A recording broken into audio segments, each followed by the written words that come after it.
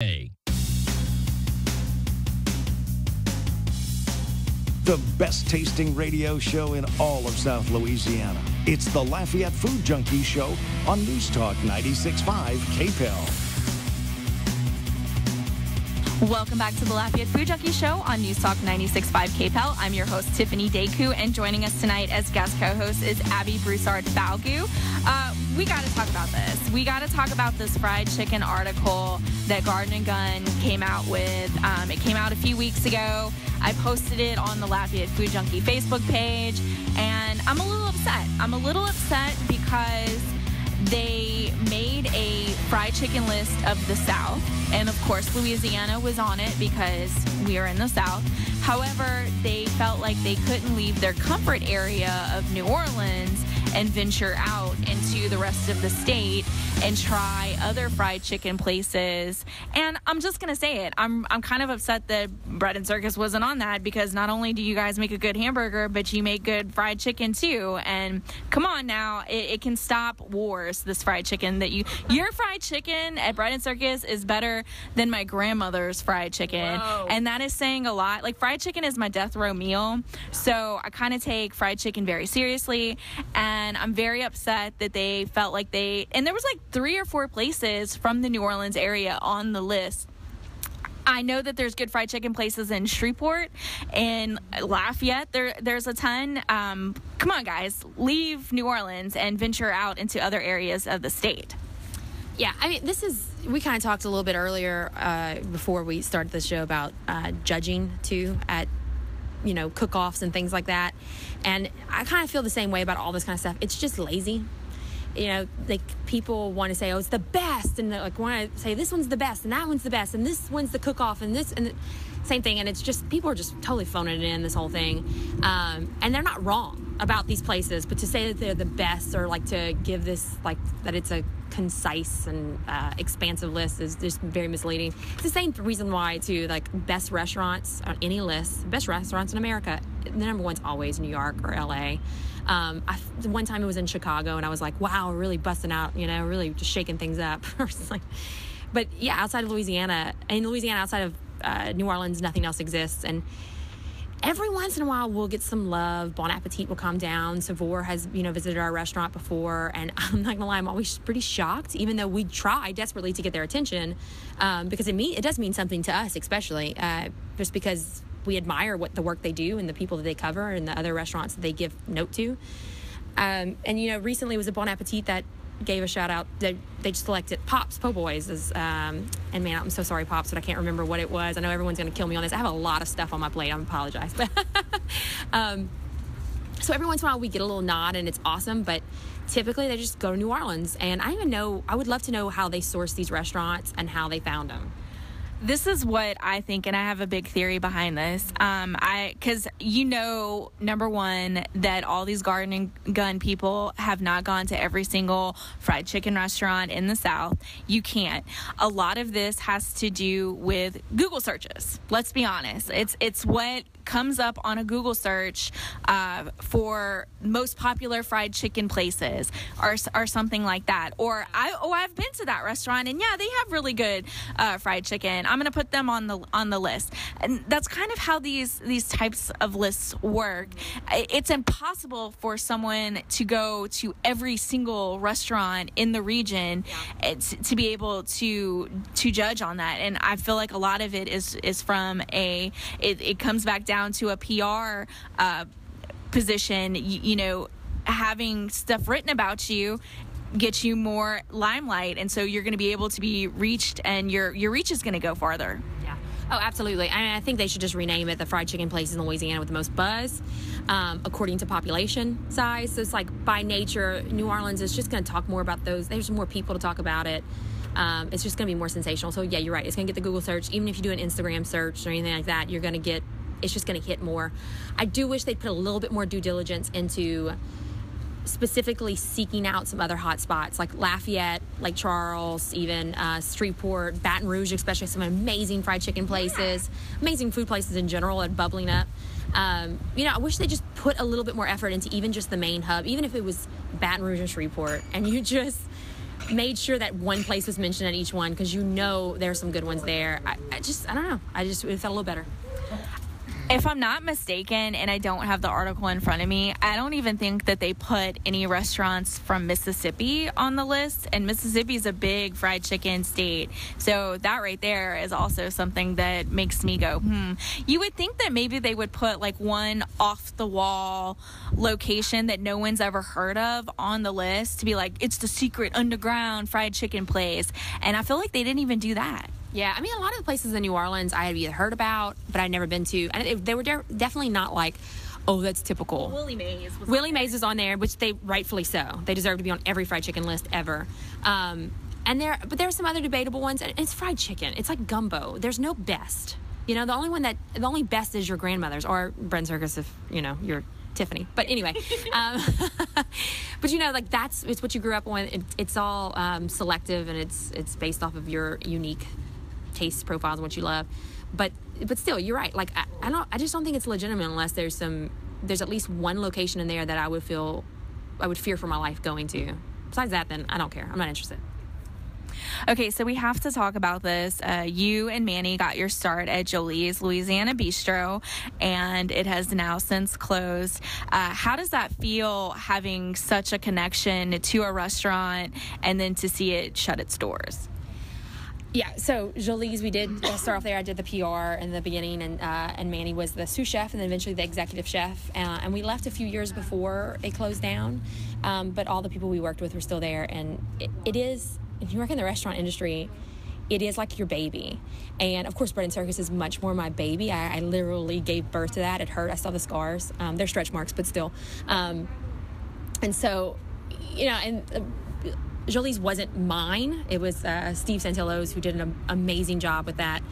But it was pretty sad. It was very heartbreaking to see them close the doors, all the things that you put your creative energy to see. And the staff there is exceptional. And Steve is so passionate and such an amazing restaurateur.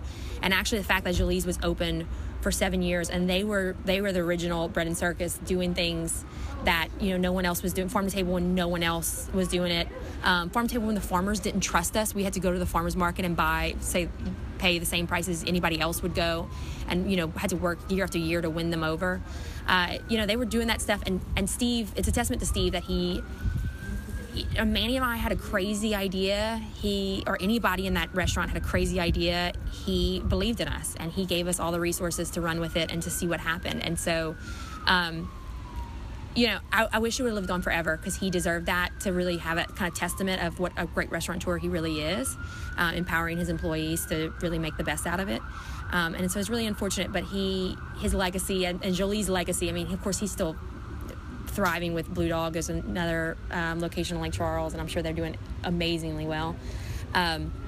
But the legacy of Jolie's, I think, lives on in everyone that's worked there. I think they've carried that creative spirit on to Bread and Circus or wherever else they are, and they've moved on to. So it's Jolie's is shut down, but it's certainly not dead. I remember I had a friend who owned Paul's Piro in Karen Crow, and that restaurant had been open for years and years and years. And whenever they close, they kind of, most restaurants do this, they'll go through and like sell everything that they have in the restaurant. And I remember walking through there with the owner, Andre, and just all these memories that were on the walls, and people were buying it, and it was kind of one of the saddest things that I've ever seen. So I know that anytime a restaurant closes, even if you don't own it, even if you work there, it has like close sentimentality to you. It kind of hurts to see it close. Yeah, well, I mean, food is so deeply aligned with our memories. I mean, we know smell is, of course, and food definitely. I mean, we talk about growing up. We talk about the food more than anything. We talk about our grandmothers and our grandfathers. We talk about what they cooked for us, what they made for us. So we already know that food has a deep emotional attachment. But restaurants, more in particular, I think we glance over their impact. But this is where, these are the places we have those special conversations and those aha moments, or those intimate moments, or those, we met with our best friend that we haven't seen in a year, or she came into town, or whatever it is, or our kids love this thing. We saw their face first light up when they ate octopus for the first time, or whatever it was. So those spaces mean something to all of us. I mean, as a restaurant owner, I will say that it is much deeper. I struggle very much every day because I'm not in the restaurant anymore. And so it's kind of like I sent my baby to daycare, but like our boarding school is more like it because I'm away for quite a while, busy with other things. And it is weird to like come in and, I'm not in the mix anymore like I was in the beginning. And it's very emotional because, my husband built all the tables in there. Like we know this is kind of a little too much. This is probably way too deep, but we like know each table almost. Like it's really sad. And like just little things like that, or like, a random thing in there, if it gets moved around, like it suddenly sparks the memory for me, like, oh man, that's so weird and bizarre. Of course, we've had major changes in the restaurant, and it's, those things mean something, and they remind you of that time where you stayed up 24 hours to build the tables and everything and throw it all together the night before, or when you had this dream and you didn't know if it was going to work or not, or if people were going to believe in you or get what you were doing. And so it's deeply, deeply emotional. And I would say, of course, we opened a restaurant that broke a lot of rules, that changed a lot of the norms. But I would say that anyone who's opening a restaurant, even if they follow the rules, feels that deep emotional connection to it. Speaking of major changes at Bread and Circus, since the last time we talked to you, you guys got Big Ben, and you guys are making Sicilian-style pizza and kind of took over the pizza market in Lafayette. Did you expect it to be as popular as it has become? And it's we have a lot of pizza places in town. I think pizza and burgers are the two most controversial topics. Maybe also, do you make your own roux for your gumbo, and who has the best boudin? Pizza and burgers are right behind that. But you guys have taken over the pizza market, and I don't think a day goes by where I don't see somebody talking about how great the pizza is at Bread and Circus. Well, that's awesome. It's really flattering. And no, I had no idea it'd be successful. I'd like to say that, yes, of course, everything I do, I have extreme confidence on the inside as well as the outside, but that's a lie. It's only on the outside. The funny thing, though, is Manny and I wanted to open up Bread and Circus originally or even before it was Bread and Circus, or before it was anything, we always wanted to open up a pizza joint. And we use the joint intentionally. Like, we just wanted a casual place where families can come in and enjoy high quality pizza. And that eventually morphed into like a Bread and Circus. I think we had to get a lot of things out of our system too. We really wanted to prove some things. We really wanted to, get a lot of things out of our head creatively, And so we went through the menu changed like every day for a while, and that was just kind of our thing. And then we eventually pushed for the pizza quite a bit. It was always something Manny and I talked about, and it was in the back of our head, but we didn't know. Every decision we've ever made has been very organic. So even Bread and Circus was in the making years and years and years before we actually opened. We kind of we put something out there, and if it gets to that point, then we go forward with it. And if it doesn't seem like the universe is ready or whatever, then we back off. And so same thing with pizza. We did pizza pop-ups quite a bit. After Bread and Circus was open, on Friday nights we would do pizza. They would sell out like crazy, but then we started burning them because we couldn't keep up with everything, so we nixed it. And then even then, you're just talking to this like very small demographic of people. You don't know if it's going to work whole hog, like when you really turn your entire restaurant into mainly a pizza restaurant. And so we eventually just took a leap of faith. We got enough signs that it was going to work and people were interested in it, and we realized we had to do it. But like the burgers, like everything I think at the restaurant, it's a perfect example of you don't need any gimmicks. You don't need this like fancy restaurant or fancy recipe or anything crazy. It's just really good quality ingredients and incredibly passionate, intelligent, well-educated staff. You guys always do Kickstarter campaigns and crowdfunding for changes that you guys do to the restaurants. Do you like that? Is there a reason why you guys kind of go that way, so people kind of will have a community spirit towards the restaurant? Yes. Well, I don't really have anything to say because you just nailed it completely. But when we initially did our first Kickstarter campaign, the thought behind it was completely a public relations thought behind it. So we did need the money, but we needed way more money than we were able to kickstart. So we did get some private investors, and we did, we worked as smart and as hard as we possibly could to make it happen. But there was a very important part to that whole community buy-in. Bread and Circus is a community restaurant, and it always will be. that was one of our biggest things. This belongs to everyone that participates and eats at it. And that's how we always felt about our relationship with food in general, and especially serving people. It's an intimate relationship, and so we want them to feel like they're a part of the whole process and a part of it. And we knew too that like the only reason why we were opening a restaurant and we had gotten that far is because of the community that supported us, because of the underground dinner clubs we did before, because of our work as Jolie's, because of these connections, the relationships we had made throughout the years.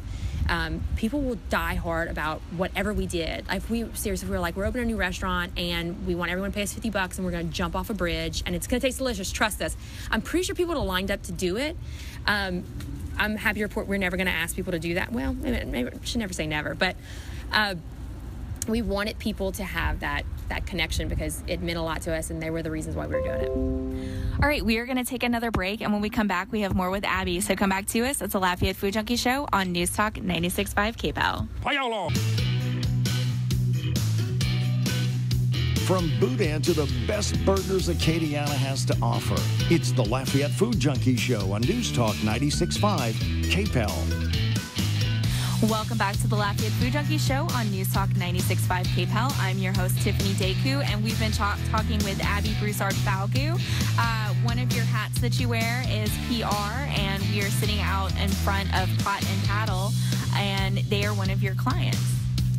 Yeah, so I have, at 92 West, we have lots of different clients, and they're one of our restaurant clients. They're awesome. So we were talking earlier, I have to admit that when we got the call, I thought, another jambalaya place? So when I hear people say that, I'm like, yep, that was my thoughts exactly. And then I met the guys first thing, and they're some of the most passionate people I've met, and that's pretty much my number one protocol for me to represent someone, is that they're passionate about what they do. They're just so much easier. There's so much more stuff to talk about, and it feels good, I'm not gonna lie. And then I tried their jambalaya, and I'm not a jambalaya eater, and I eat this probably once a week, so it's pretty good. These guys are, they definitely have it going on. I have to ask, being that you are an insider, do you happen to know the secret sausage that they use for the jambalaya? No, but I will find out. No, I probably won't. They probably won't let me know, ever. So we've been having a lot of people on the show that work in the PR side of things for restaurants, and I've been talking about how it's just as important as having a good chef in the restaurant. Let's talk a little bit about branding for a restaurant. We were talking about, these lists that come out, best of, what restaurants the writers go to. A lot of that has to do with branding. And you were also mentioning on a restaurant menu that, yes, the item may taste delicious, but branding also has a lot to do with why you like that item. Yeah, food tastes delicious at home sometimes, or, in a dive shop. Some of my favorite places are like places that are pretty terrifying to like approach in general. And then and I've been to some fine dining restaurants that fell flat. Food was great, but the experience just lacked things. And so I think that's what overall, we go out to dine for an experience.